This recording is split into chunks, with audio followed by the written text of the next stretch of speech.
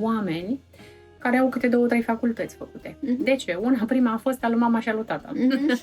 A doua facultate. De ce? Pentru că părinții așa au crezut. Știi, du-te și fă tu economie, că asta e modern acum, aici să câștigă banii, du-te și fă economie, da? Pentru că, de fapt, nu-i învățară. Îi învăța să supraviețuiască, pentru că ei știau acolo să câștigă banul. În cazul ăsta, eu am fost singura care cred că am tăiat așa, să zic, tradiția.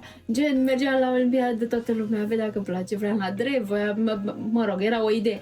Și apoi am zis, eu mă și fac comunicare și, na, fratele la drept, sora, na, ce fel de probleme, dar matematică chiar.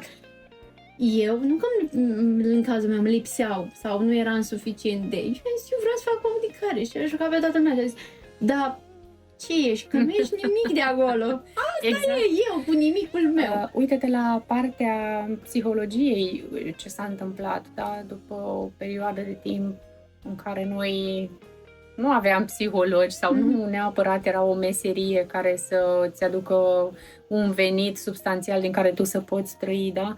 Pentru că nu era necesar. Tot trebuia să fie material, nu e așa, să tragi la jug ca să câștigi banul, să creezi totul pe materie, să fabrici uzine, da? Să producem. Și asta a făcut din noi mici roboței așa. Și o tranziție, da? Vedem, începem și noi să evoluăm.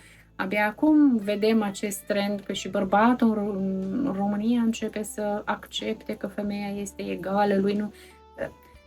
Adică evoluăm, e perioada de tranziție, femeia începe să-și înțeleagă și ea rolul ei, nu numai că trebuie să fie femeie de succes și acea femeie de birou și în energie masculină, iată că ne întoarcem acolo.